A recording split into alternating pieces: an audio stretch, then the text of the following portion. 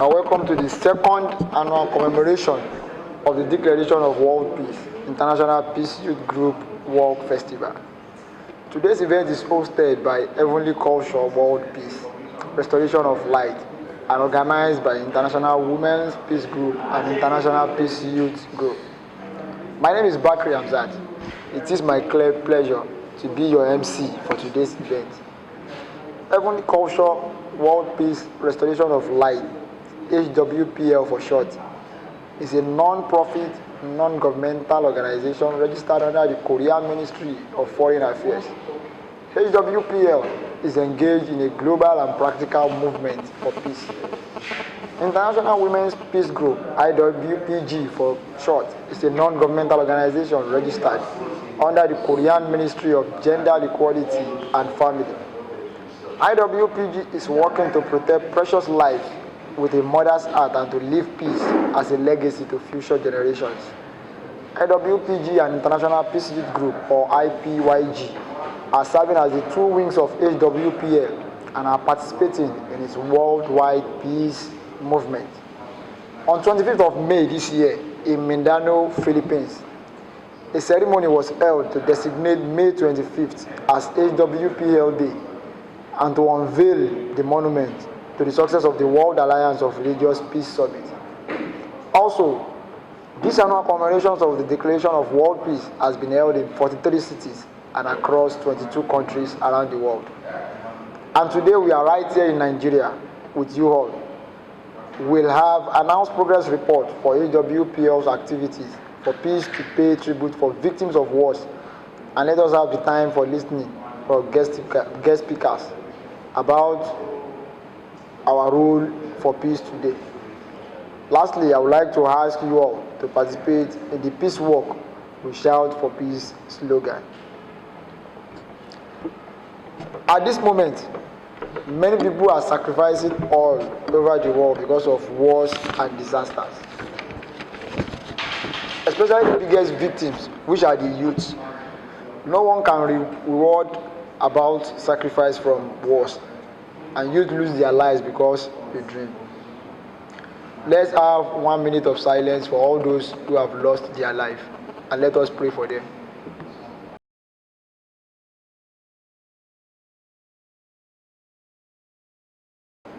Thank you, everyone. You may have your seat. Permit me to introduce to you our guests for today. We have two guest speakers for today. The first person being the National President of the All Nigerian United Nations Students and Youth Association, in the person of Ambassador Nnenna Okowa. Please put your hands together for her. Thank you.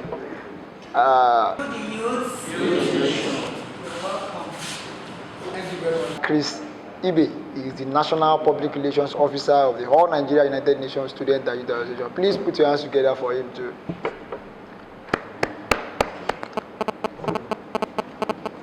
Thank you.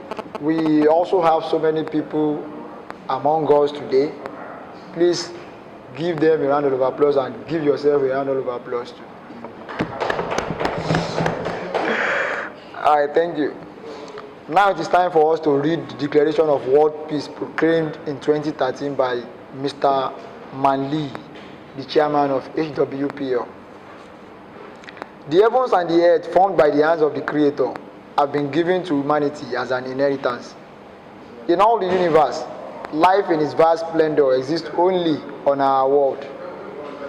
The life that grows on the earth is sustained from above by light, by the rain, and by the air provided unconditionally to all living beings.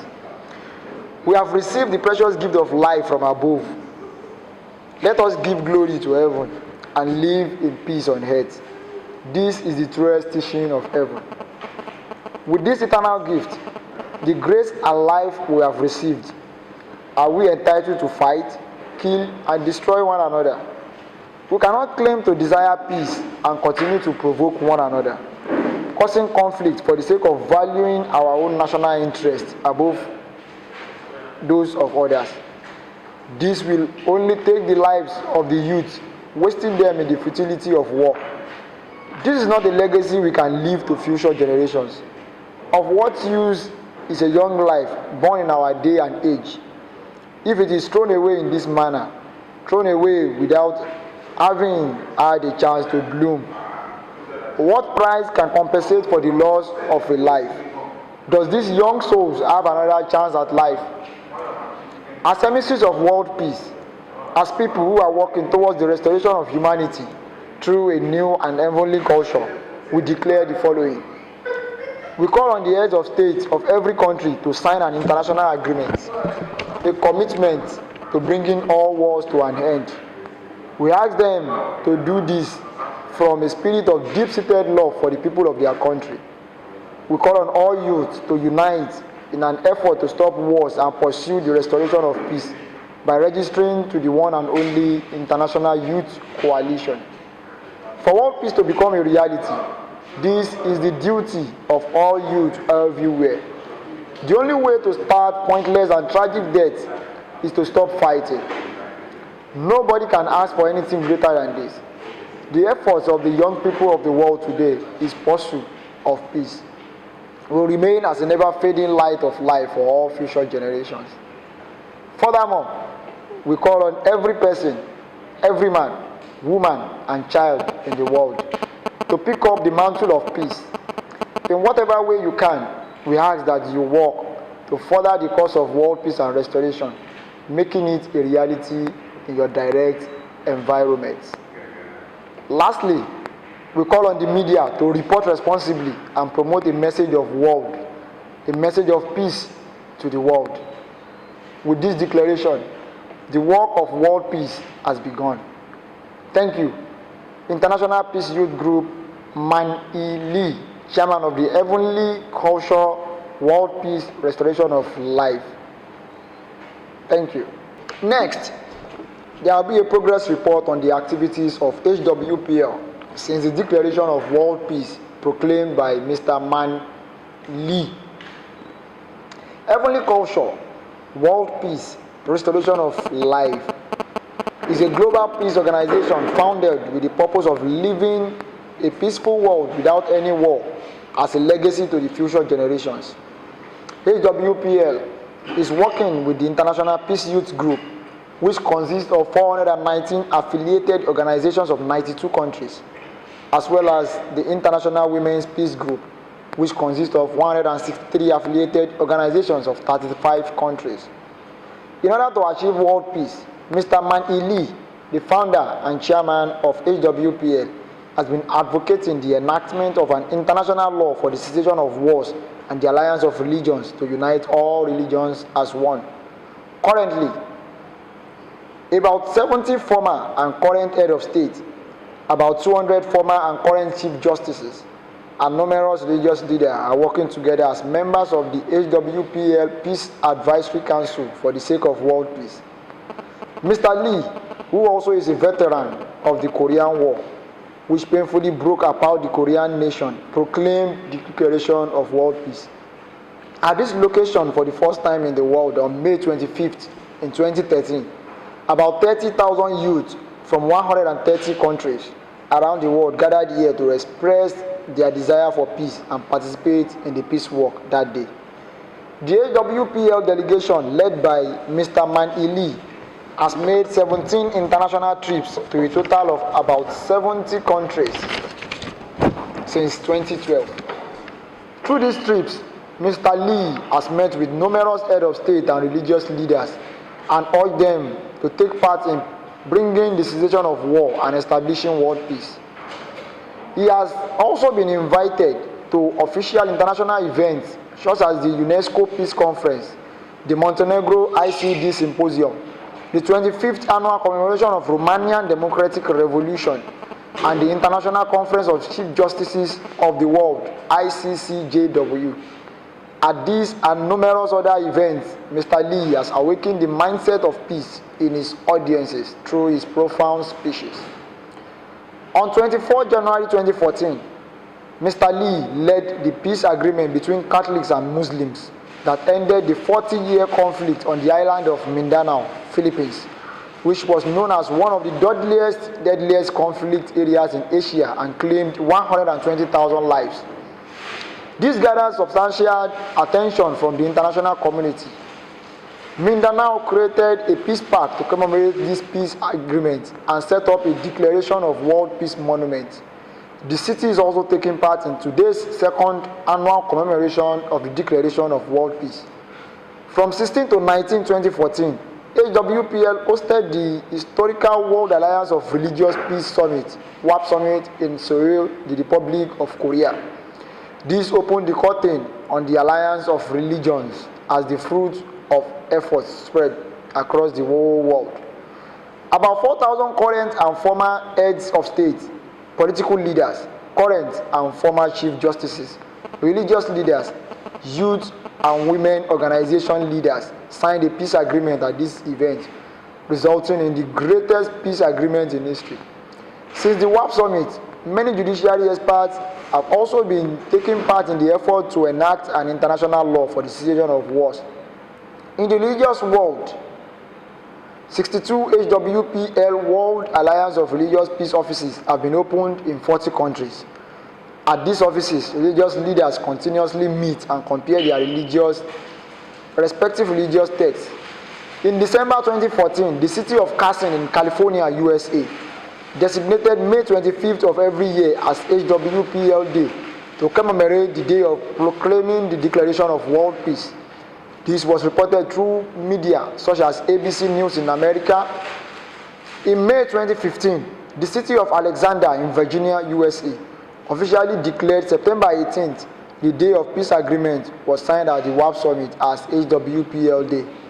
This is a step towards carrying out the peace agreement signed by the political, social, and religious leader at the WAP Summit, stating, "We call heaven and earth as witnesses and pledge in sight of God, all people of the world, and the peace advocate to work towards peace." If we bring our hearts together with Mr. Lee's mindset of peace and take part in such endeavors, the world of complete peace where religions become one and there is no more war awaits us as our future. I sincerely thank everyone attending this historic second annual commemoration of the Declaration of World Peace and conclude our progress report here. Thank you. I must also say that we have in our midst other prominent personalities. We have our National Secretary, National Undersecretary, and the National Treasurer. Also, please can we put our hands together? Without wasting further time, the Director of Travels, I'm sorry about that. Please, let's jam our hands together. We appreciate their presence here. We just go straight to the program of the day, which once again you are welcome to today's August gathering. We call it August gathering because it's unusual. I just put it down. No.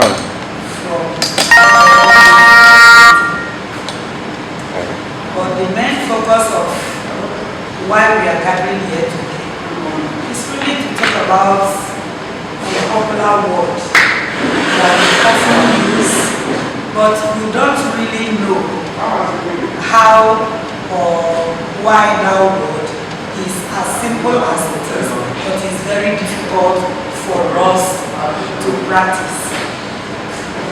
I intend to make this discussion a very practical one, where everybody will bring in their inputs, because I'm not a lecturer here now, and I'm not delivering lecture. So, who can immediately picture that very word I want to say out? That particular word that is very popular is into, wishing to do everything, but it's very difficult for us to practice. Please, encourage the National Treasury. Social justice and I think the word is peace. Yes, we say it every time. We talk it, but it's very difficult for us to actualize. Why? Can somebody make a guess? Why is it very difficult? for us to practice peace.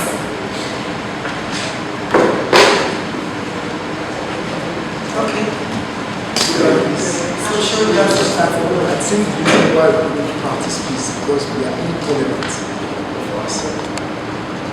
Number one, ignorance. Another person.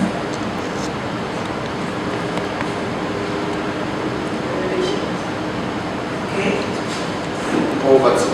Poverty.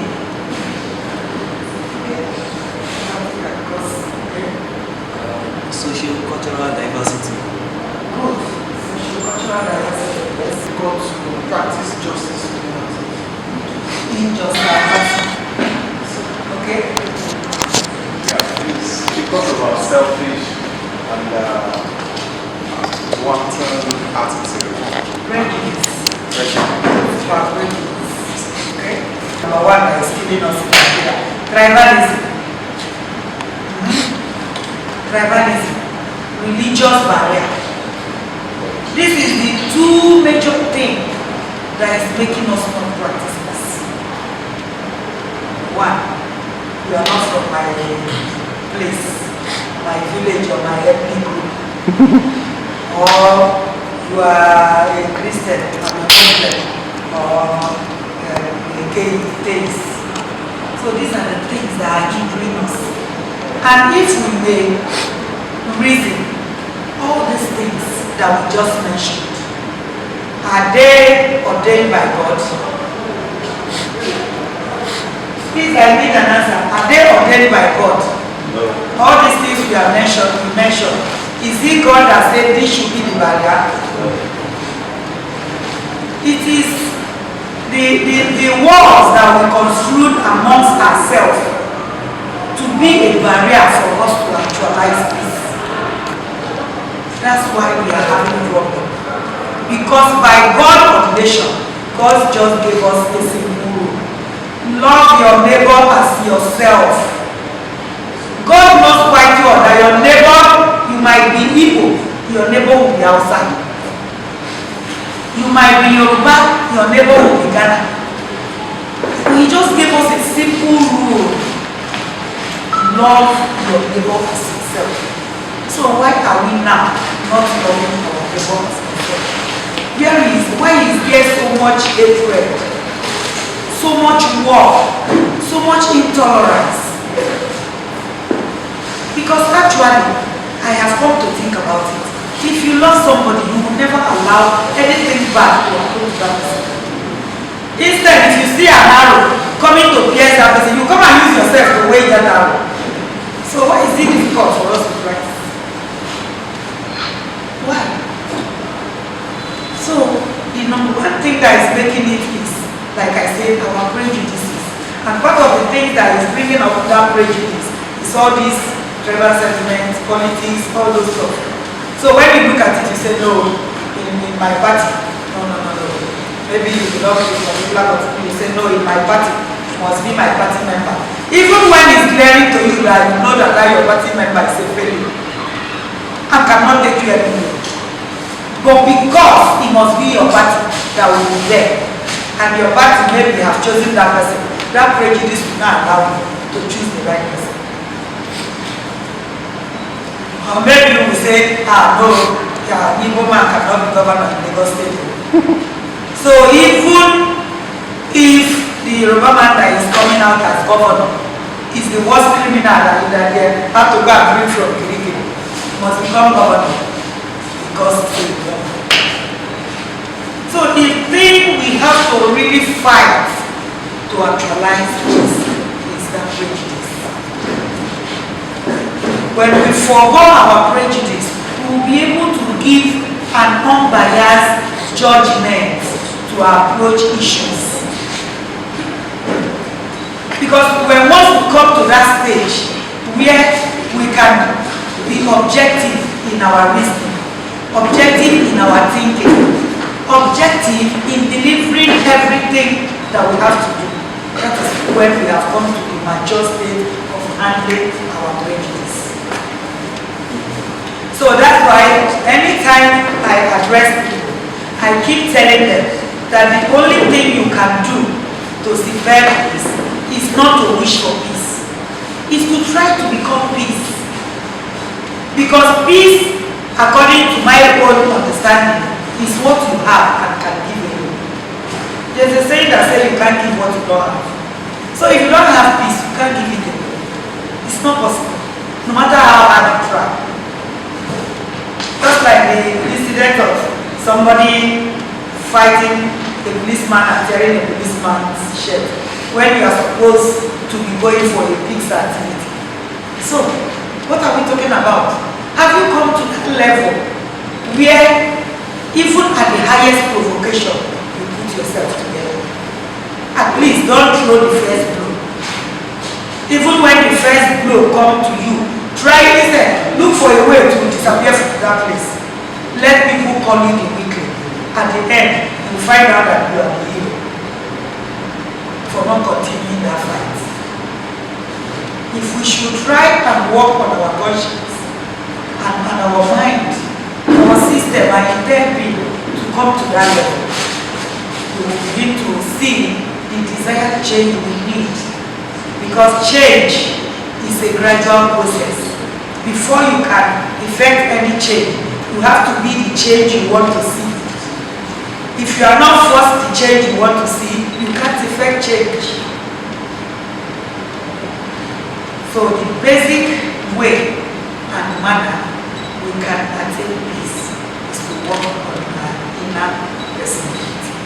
Because your inner personality is that still voice that will always encourage you to go and throw that book. That will always encourage you, right there where you are sitting, he is talking to you. I will not see it from the facial expression. Only you can feel it. Only you can hear it. Only you can see it. So that is the personality you have to work on. When you work it and put it in the right state and begin to practice it. When you practice it, I see you, I admire it, I try to be like you, we begin to effect change. Before we know it, the world will be a better place for us to live in. Thank you. Any questions?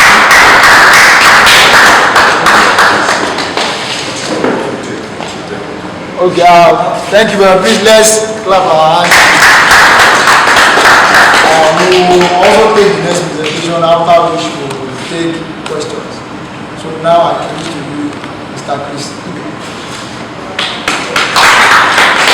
Thank you very much for this great opportunity. I want to appreciate all of us for taking out our time to be here today. The reason being that there are so many activities going on in Lagos, but we felt the world, our community needs to experience some level of peace. That is why we are all here today. Irrespective of our number, I think we can still achieve whatever we are set out to achieve. I am saying that I'm not an advocate of crowd. I'm not an advocate of population. I'm an advocate of commitment, advocate of dedication. Because those who has actually made great success in history when it comes to human development, when it comes to community development, when it comes to that is changing the people for better, it has always been commitment of individuals.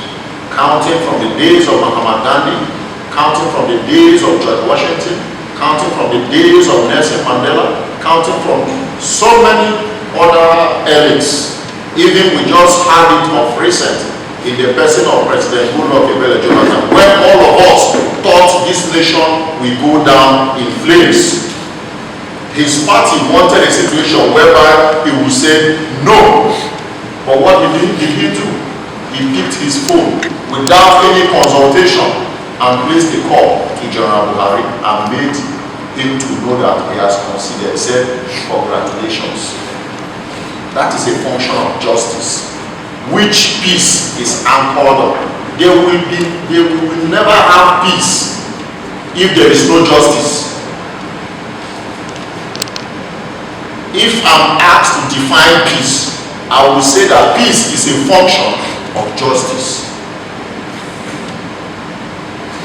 When justice is the act of doing the right thing, when you do the right thing, automatically you will be justified and justice will come in. So in all what we are doing is incumbent on us to do the right thing. It is not enough to expect the other man to do, because you must start functioning from your own angle. In the struggle for peace, in the struggle for justice, it is a win, it is a group event, it is a win game. At times we say in Super Eagles, we say, man, the defense is leaking. We say the central defense is not, the midfield is not playing well. The strikers cannot score.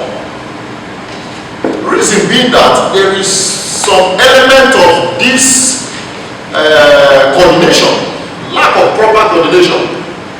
If we coordinate well, the goalkeeper is always there, because the goalkeeper gets the ball when it is loose, when the ball goes out from the defenders. If the defenders fail to stop the ball, that is the only time the goalkeeper gets the ball. So if the defenders defend well, the midfielders hold their own ball very, very well, the wingers get the ball and cross to the strikers. What will stop the goal from coming?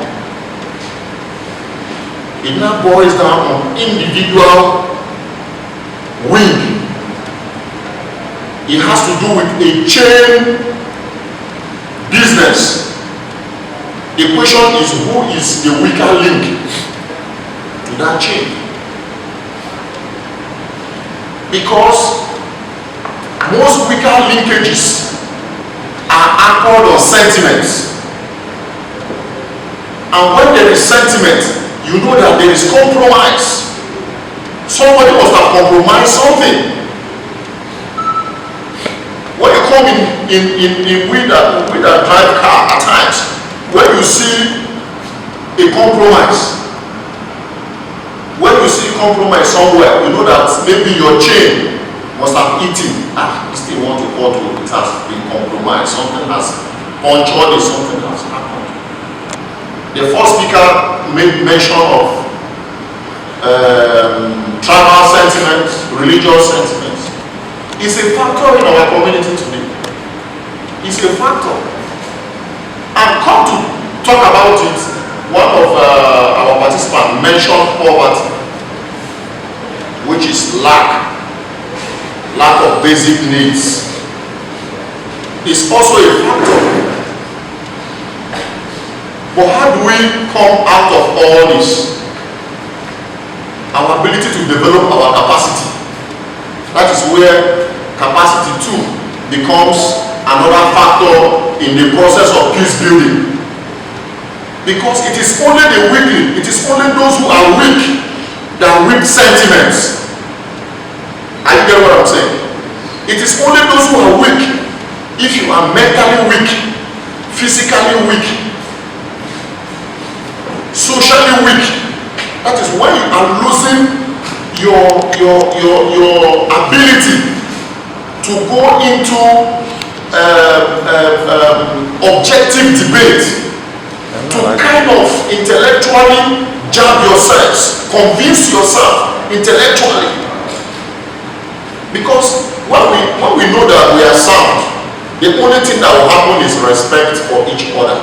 And when there is respect for each other, there is peace. Are you getting what I'm saying? No matter the level of peace, you can see the American society and the Chinese society.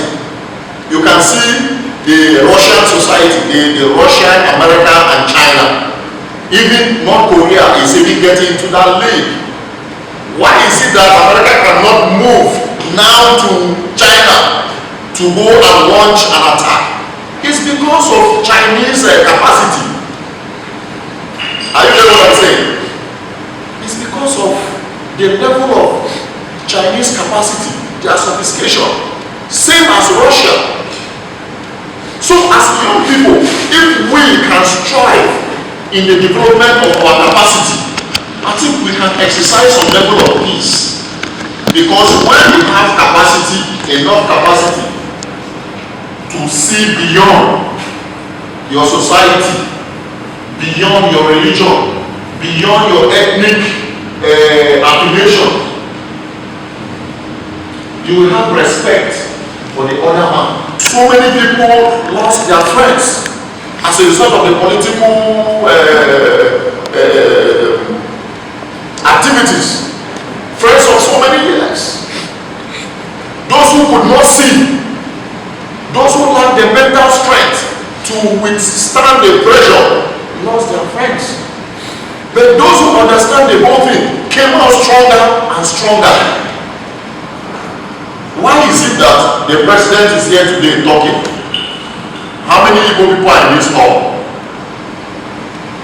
Why is it that the LASUTH ANUNSA chapter didn't invite other people from Ijebu? It's because we have seen that there are communities, we have some level of commonness in us. Appreciating one another based on self, not stereotype. You assess people based on self. Who is Hamza? I know Hamza. He's a president of ANUNSA chapter LASU.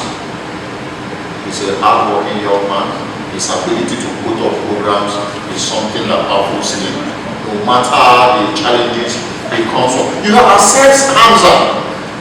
So if a position comes up, maybe somewhere else, they ask you, who can actually occupy this position? Your brain will keep to, I know Hamza.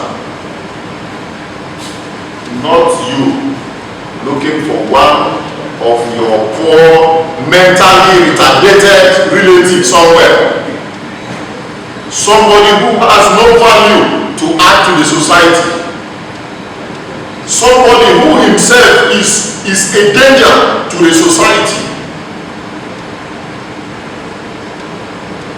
So by the time we start seeing this, we accept to function in the right way by doing justice to our activities.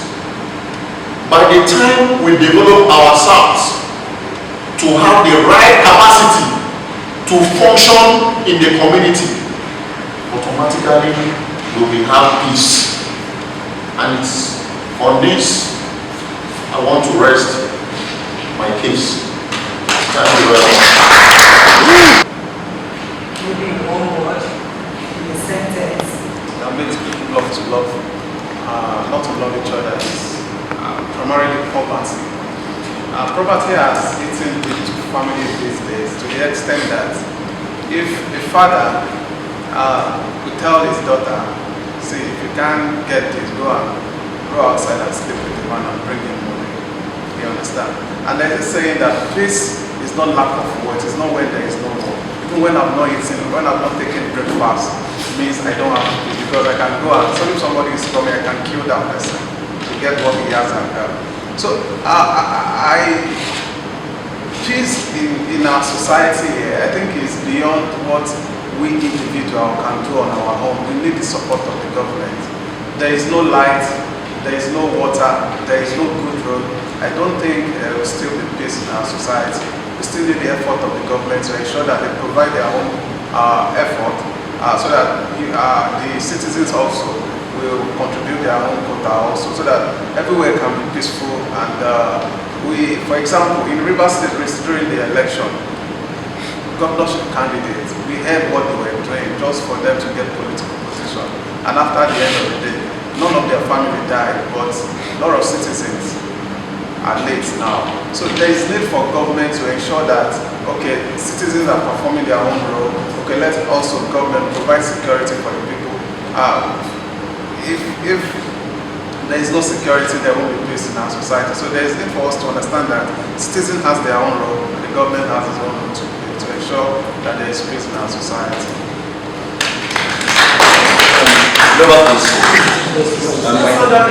From what you have said, I picked about 3 things. One, you emphasize on poverty, insecurity, and the loss of values. Loss of Family values. another thing is, these are anchored on justice. Justice is all about sincerity. When government carry out their statutory functions, the issue of this road, the issue of light. I was on AIT on Thursday. I said government insincerity is a challenge. We believe that the only thing that is constant is change. And it is upon the change campaign that we are having hope that something. But all over the past government, they have given us reasons not to believe what they are saying. But from what you just said here, if government is just enough to make available their own part of the bargain by creating facilities, definitely to a large extent there will be peace. There will be peace. We will be making a very big mistake by diverting our attention to government further. We will be making a very big mistake to shift it to ANUNSA or LASUTH. We know the contrast between the masses and government. In this dialogue that we are here, we are talking about ourselves. We are talking about me and you. When I say weakling, what I'm talking about, I'm not talking about that man with siren. I'm talking about you and me. Because it is our judgment that will give lifeline to that man in Aso Rock. I'm talking about how both of us have interacted. Sincerely speaking, we might be in the same class, but we might not be of the same class. Are you getting what I'm saying? Our ability to stand up, our ability to kind of raise our capacity to a certain level of objectivity, where if I talk, you will not first think of where I am coming from. You will not first think of where I am. When you use on what you sense, you use the Jehu sense. But in the real sense of it, you are actually talking about issues. So that is the weak, that is mentally, that is, we are talking about mental weakness. Your ability to be rational in thinking. Some of us are irrational. We are parochial, we are negative. In our sincerely speaking, so many people that came into power this time around came to power as a result of parochial thinking. So many people, they don't have any business to be in government. But say, now my own notice. Now, I have friends in the National Council of Nigeria. I will say no. This is not the right time for you to come. Maybe in the nearest future you will come, but you see this time around, where whatever you are thinking, you want to say, you first ask if she or Yoruba, she or Oluwabi, you go talk say yes or Oluwabi. You go talk say this one she Muslim by Christians. So that is what we are talking about. We are not talking about, we know, we've mentioned government contract. When government keep their own contract, they will be fixed. But before government start making such decisions, what is our own decision? Because Ambode didn't just get there. He didn't just get into that place. When a community takes decision, it leads to a larger community, leads to the local government, from the local government to state level, from state level to federal level. These are the decisions, because peace, it is not in the government. Peace is in the village. Also remember, say police doesn't settle issues. If you carry police now, the next thing 20 years they call police for me. But if you guys can actually think and settle and what is it? Okay, I'm sorry, this one, before you know. Everything is. So that is what we are. We are a big government. It is your judgment that determines who becomes your leader in government balance. Thank you. Last, I want to contribute to this peace talk. And I'll start this way. Is peace fighting for justice? Or trying to let people die? You see something and just for the sake of you don't want to say anything, just keep quiet. I want to narrow down this question this way. I felt the problem of peace today, or challenges of peace today, is the decadence of morals. And what are the decadence of morals? The religions. You are a Muslim, I am a Christian. You are a Yoruba, I am an Igbo. We differ in tribe. We have one called moral relativity and moral metamorphosis. And the decadence of morals have led to deficiencies and problems of peace. And how can peace be enhanced in our community? By allowing the youth to face the challenges. When challenges are not faced, we may not come up with realities of life. We should not always be ignorant of the vices of challenges. Challenges brings out the best in us. And if we accept our challenges, we'll always face the fact that we need to embrace peace. The Igbo say, Elita, Ahara. What does that really mean? You look, sometimes you allow. Not because you're weak, but because you want to allow things to flow. So, in a nutshell, I am saying the best way to enhance peace in our community is to educate the youth on facing challenges in this our present dispensation. If we learn to face the challenges of our environment, the challenges of our economy, the challenges of our government, the challenges of poverty, challenges of whatever, we'll be able to embrace peace. For instance, my daddy said we should vote for Buhari because Buhari is a Muslim or is not from the Igbo speaking part. And I see Buhari as a man who will give Nigeria the best of which we want. Then what will I do? I will learn how to face the challenges of ignoring my father and voting for Buhari. This is what we need to preach to the youth. How do we face the challenges? Challenges of poverty. I don't have money. And yet, I saw a friend with money in the pocket. If I asked him to give me this money, he would not give me the money. So what's the best thing for me to do? To steal that money. And others say that I will stop with it myself. I believe peace can always be embraced. I repeat again, if the youth are being inculcated or being taught on facing challenges as youth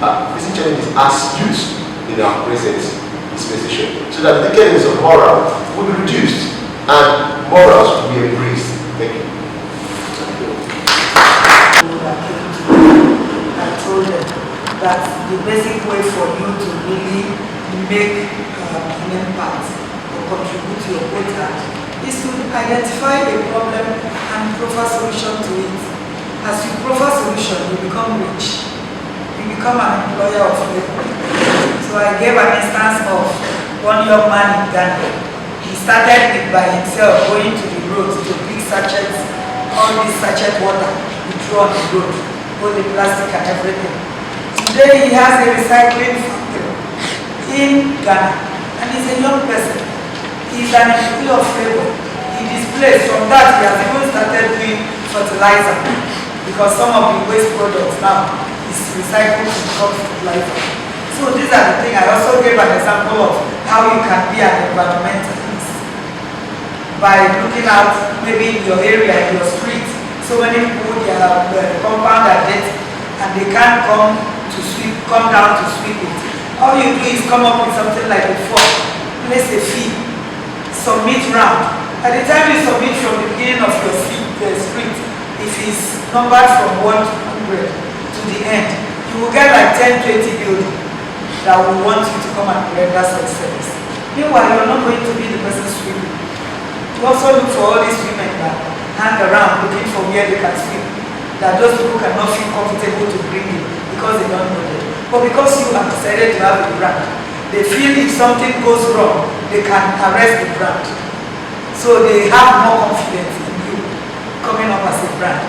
So they will engage your services. You will engage the services of these people because you get close to knowing them more than these people. So all these things are means and ways of identifying, taking your mindset away from charlatans. Because there are just people, what they sit and do is to fabricate trouble and evil. And when they fabricate it, they now look for a selling point to attract people to join. And that selling point is always what you can say, the cadence of moral value, ethnicity, religion, and all those stuff. Those are the selling points. When the person brings it up, you now come and tell you, see, if you don't support this thing, this is the Christians who win the Muslims in this. It becomes a basic problem. I remember one time I attended a training in my room. When I'm praying in my room, my next door neighbor, we are not in the same room, who will leave her room and come and knock at my door. But please, the prayer I'm praying is disturbing her. She was a Japanese Yuri. She's a Buddhist. I called her, I said, we are here for a peace training. When you're praying your Holy doesn't disturb me. My prayer should not disturb you. We are not in the same room. And even we are in the same room, maybe you have your bed and I have my own, and I'm praying, you say it's disturbing me. I can feel it. So maybe I will look for a way of accommodating you. If I'm speaking out, maybe I will try to speak with you. Do you know what she did? Because one of our major facilitators, the woman staying with us in the hotel, Ikeja Under Bridge in America, is a Buddhist. She's an American, but she's a Buddhist and she's a lesbian. So she went and repented to that one. That one came to caution me. Without me even knowing, all other Africans became account. They staged, I don't know, there was a way we staged that our grievance. The next day that girl left the training. She left the training, nobody. We even after the whole thing, we went to go and meet her. She said she's not feeling comfortable staying again. It then means aside she is only looking for prayer as a selling point. There is more to that. Because if I am shouting, at least our room is in the middle, she is this way, these other people too should be hearing. The person that stays in the same room with me don't even know when I'm praying. So how come is prayer disturbing you in another room? So these are the kind of things we try to avoid. When somebody comes to you to maybe castigate the next person, give it to the person right there and there. It's not good. Don't say about this person like this. If you feel offended by this person, why don't you go talk shout? But the moment that person comes to you and say, don't mind us, big boy, that's how you always, you don't even know how he feels about himself. Immediately you have become ally to him. The next thing people will be looking for another person that will join you people. Then you begin to make the life of the other person easier. From that, war or tension will escalate. So these are the things we have to consciously be looking into and avoid. And it's something we will achieve by individual personality. It's not about collaboration, because when you begin it, one thing I know is life of a person easily influences the other. When you start it your own way and begin to do it, and somebody sees that way you are doing it is not destructive to you. Rather, it is attracting favor, attracting help. The next thing, that person will begin to emulate you. Because everybody wants to attract favor. Everybody wants to be the person everybody will want to praise. But when we don't, there was a place I told them that Nigeria is lacking role models for the young people. That's why the young people are going astray. Because if I know somebody very well, that the person is a tout, who did so many things, and at the end, the person ended up as a governor, why would I want to be good? I won't want to be good. All I want to do is to do all the things that will also make me be at the top, and I'll use my money and buy my position at the top of it. But if we turn the table, and the people that are doing the right things become role models, everybody will want to be the same. So it's about working on our inner personality. Just like the young man said, when you are able to look your father or your mother in the face and say, no, mommy, yes, you are my mom, but this one you're saying I'm not doing it. I can't go into enmity with you to that neighbor. Not because you are that neighbor, quarrel. You now want you to side you and I can't do that too. You will say yes. Yes. There has to be a change. Some people they will call it a paradigm shift. It has to be. We have to start working on what will profit us and bring about peaceful coexistence. So let me not make the time illustrating. Let's other people contribute. In addition to that, sincerely speaking, it is not every time that you will have to make people accept that you're right. It's not every time that you make people accept that you're right. Once in a while, for peace to reign, you play the fool.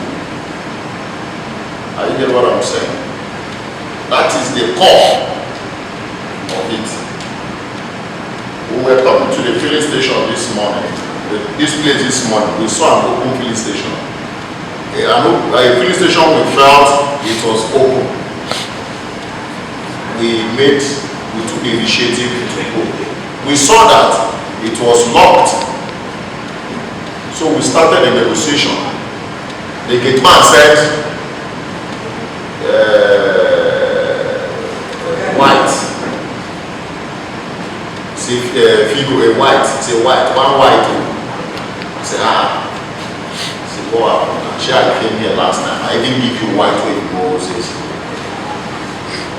Everybody is Mr. Right. He's the human rights. Say, no, this is wrong. I said, just close your mouth, man. I called the guy. Bring out 200 naira. I say, what to you? I said, okay, this is 500 naira. He collected it and opened it. Zoomed in. The fuel was 87 naira. The lady at the nozzle said, okay, this gallon, they pay me more. If I put one of these gallons on 100 naira each, they will pay me. I said, no, wahala. I thought. I said, how much? He said, how much? I said, full the tank. He said, maybe I full the tank, 30 minutes. I said, full the tank. At the end of the day, the money I gave her was like 5,000 something. So she had the change. We have done, it is an act of peace. Also remember that when there is peace, when there is peace, there is solution. Are you getting what I'm saying? No matter how temporary it might be, because it's a metamorphic thing. It moves from one stage to the other. Are you getting me? It's not instant. It doesn't. Peace is a process. That is why we have negotiating team of the United Nations. We have envoys. We have dialogue. We have this. Okay, see what we do. Okay, bring this person, bring this person. Sometime in Zimbabwe, we had a fallout of election between Robert Mugabe and Morgan Shangarai. They had a government of unity, national unity. Both came together and said, okay, you come here, you come here. At that level, I don't think it's justice though, but it's peace. Though we understand that peace is a function of justice, but in justice, you also have to compromise. You also have to give in. Something must go for it. So these are some of the issues. We must not, for peaceful to work, we must never be right in all our rights. So I believe at this point, we should learn to start doing some sacrifices. Make sure that some things go, give and take, that is peace. But in a nutshell, I just want to chip in. When you are talking about peace, I believe you are talking about love. When you have that love, you have peace. When you are talking about peace, it's all about love. Even the Bible said, love your neighbor as yourself. The Bible didn't say that your neighbor might be Hausa or Yoruba. Neighbor is neighbor. When you love your neighbor as yourself, that peace is already there. When you put that person in your position, at least nobody can. You are talking about peace. So let us know that this peace is about love, and it starts from home. If you are coming out from a troubled home, my dear, you can't give peace, because you can't give what you don't have. When you have peace, you can give it to others. So let us start from our home. Let's carry it from our home out to others. That's the only thing I want to do. What everybody has said is that peace is just the ability for us to tolerate one another. Even though you know that this person is infringing on my right, but the ability to be mature with it and tolerating such person is what peace is all about. And this brings us to the end of this one. Please let's give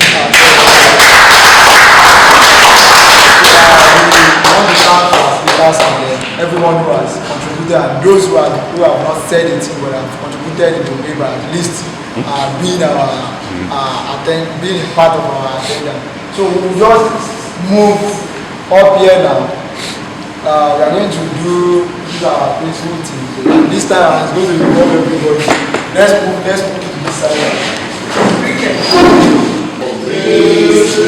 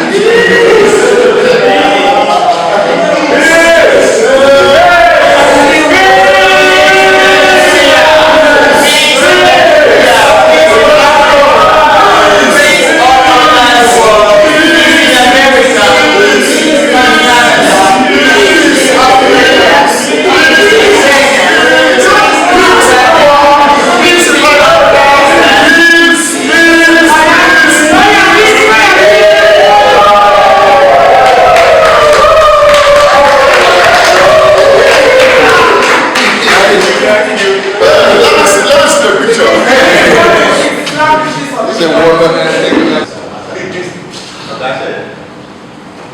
Peace. Let's do it peace again, man. Peace. Beautiful. All right. Thank you. Peace, man.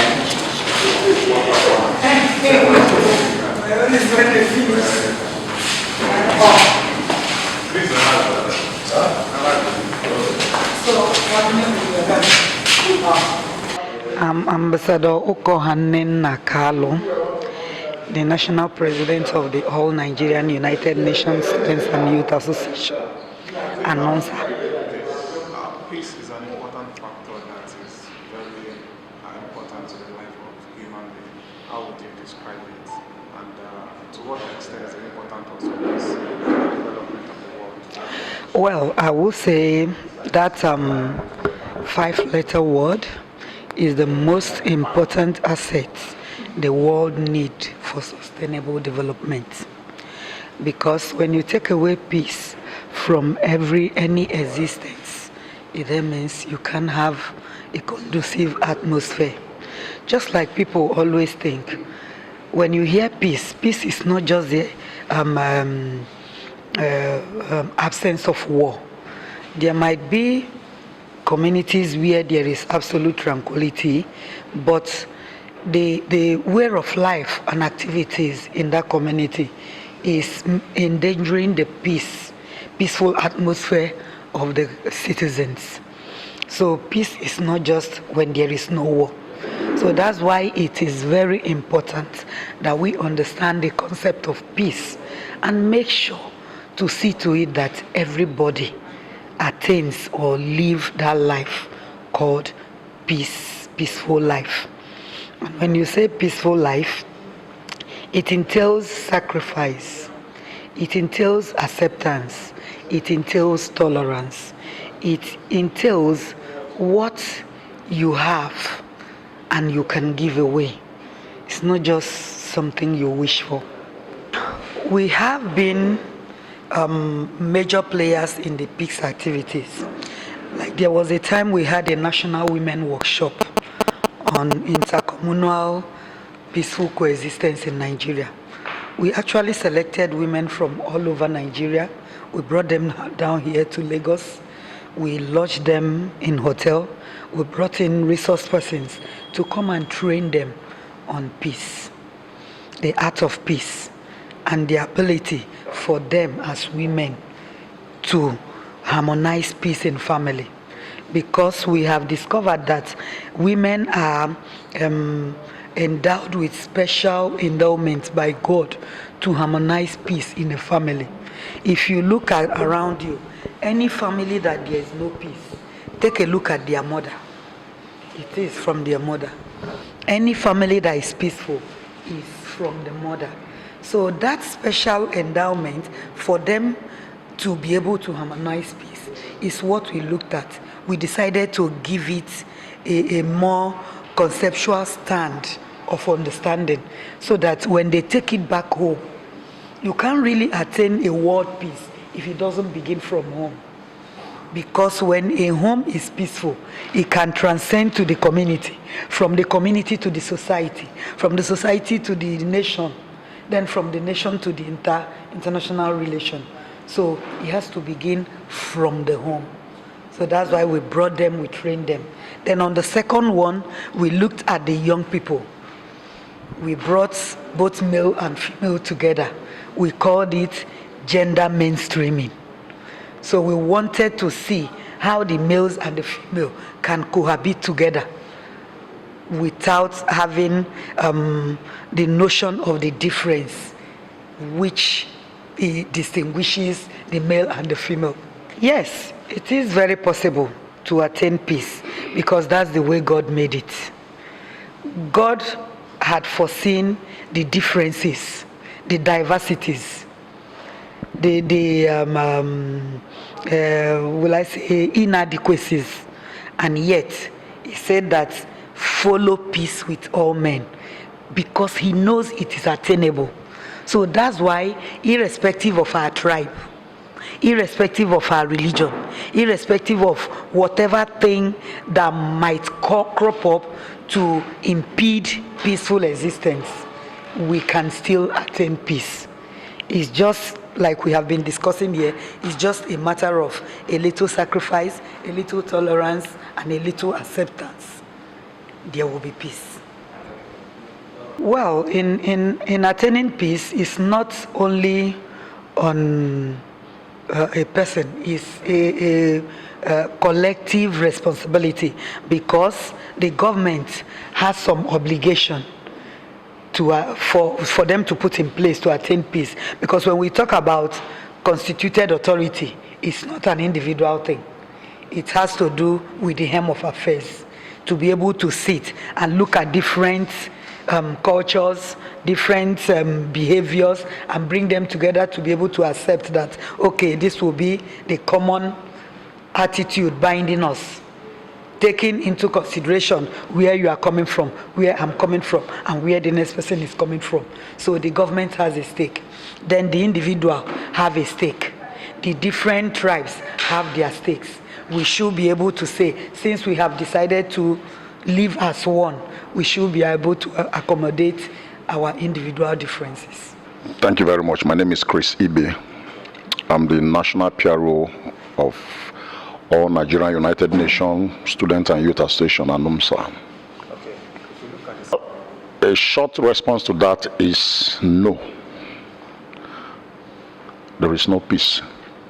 You know, looking at what is happening in Middle East, what is happening in South America, in Africa.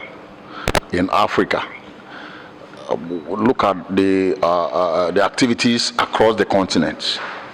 I can never say that there is peace in the world, because the high level of insurgency, the high level of drug war, the high level of religious intolerance, cultural intolerance. Of recent, we had the xenophobia in South Africa.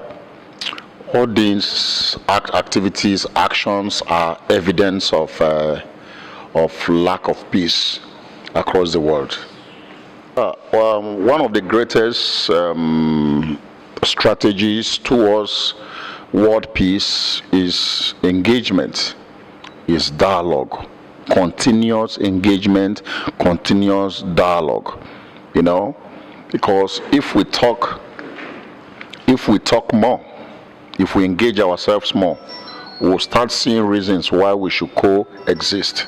We should start seeing reasons why we should tolerate individuals' culture. We should tolerate individuals' religion. So the ability for world leaders across to institute programs for dialogue and meaningful engagement will go a long way to institute peace across the globe. Well, we have seen a high level of insincerity among nations. High level of insincerity, especially the developed nations. You know, when you have, for those who produce weapons, for those who want to sell weapons,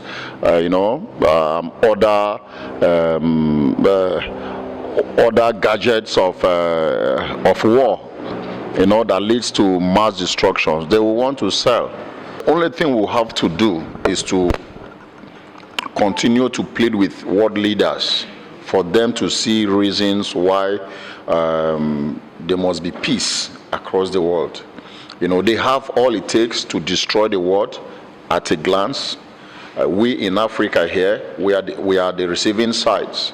When you come to the northeast of Nigeria, you go to Sudan, you go to northeast of Africa, you see the level of insurgency, and these activities are carried out with high weapons, modern weapons, you know.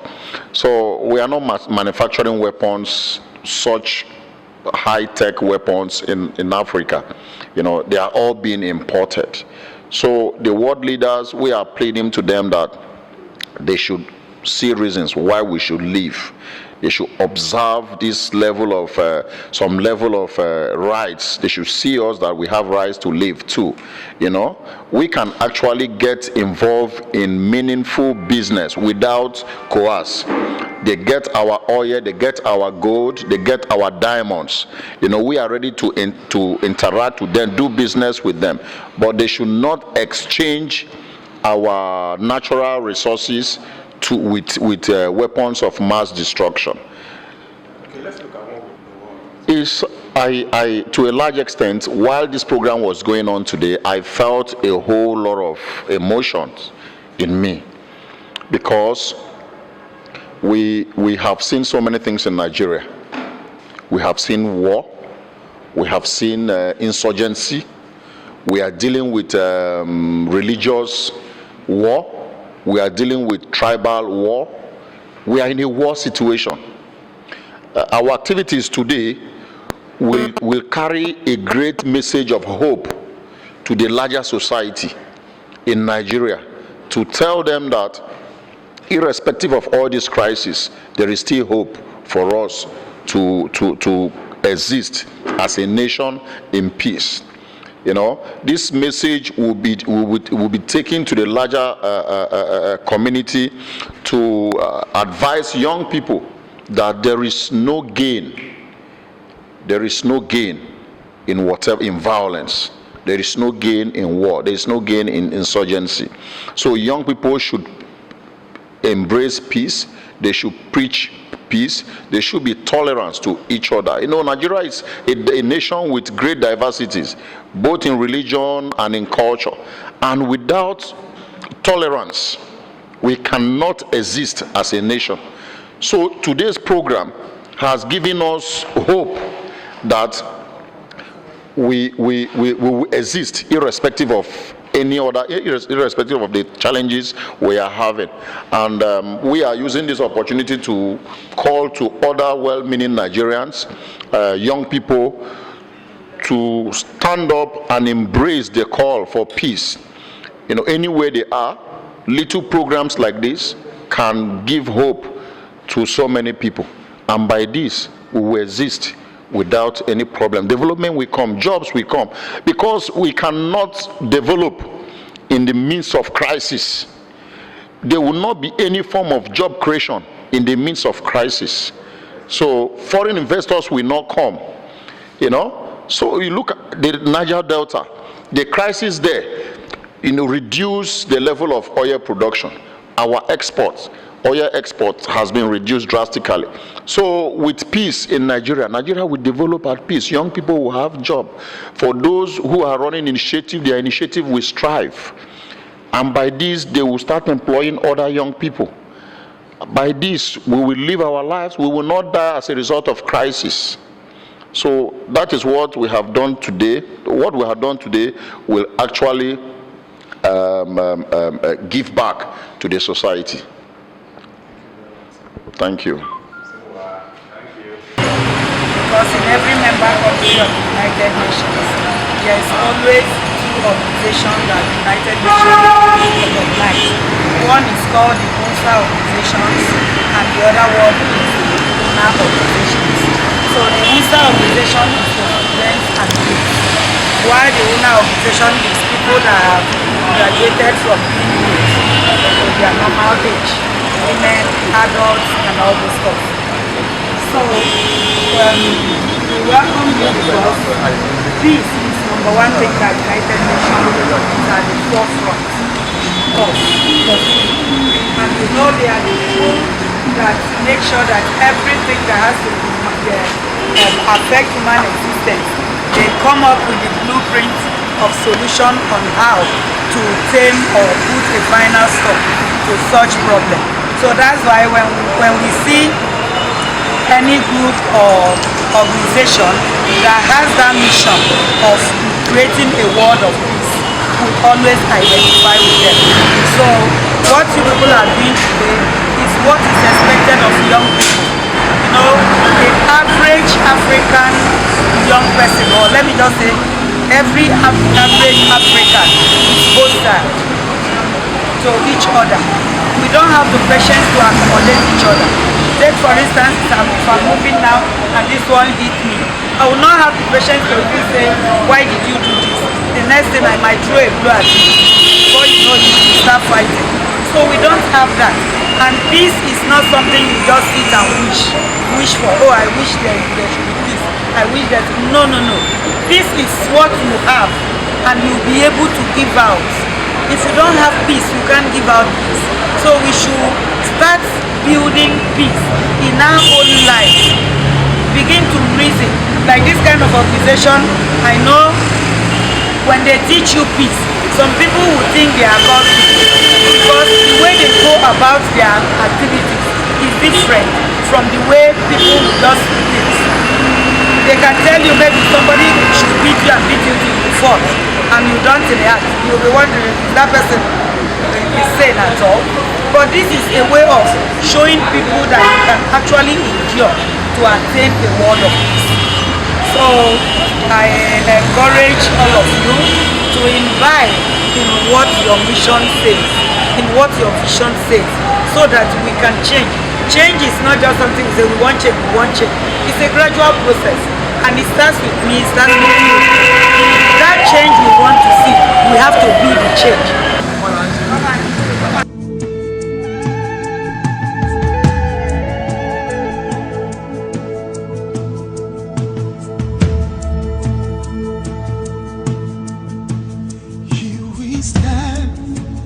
As a people with one song, with one voice, we're a nation undivided and poised. We will take a stand and build our land in faith to defend what is ours. Here we are as a people with one heart for one cause. We're determined to rebuild and restore. Where freedom reigns and truth prevails. Our land where there's hope for us all. Our land where there's hope for us all.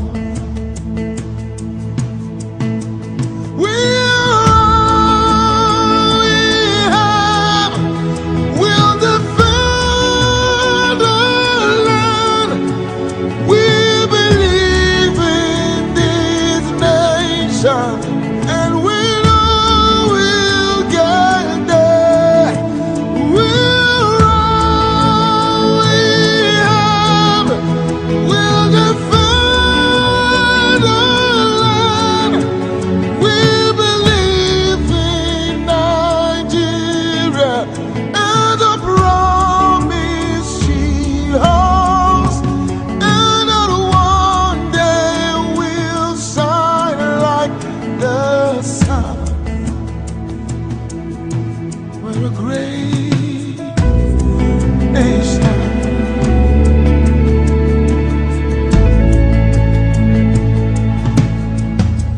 Though we are many people, different tribes, different tongues, we're united in our strength and resolve to uphold the honor of our land and for generations to come, and for generations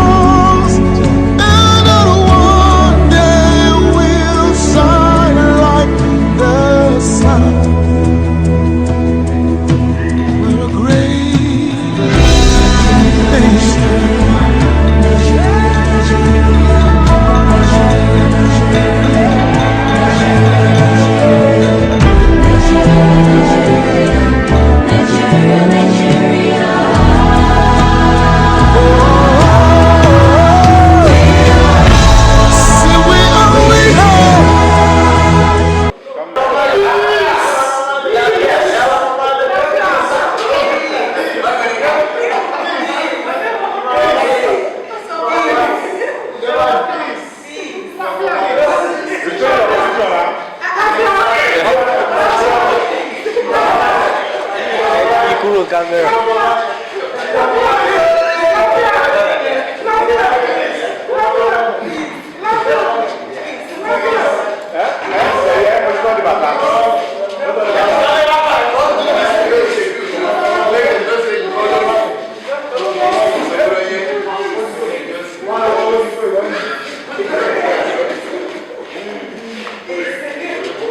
Let's go. Yeah. 1, 2, 3. Your father, yeah. Yeah.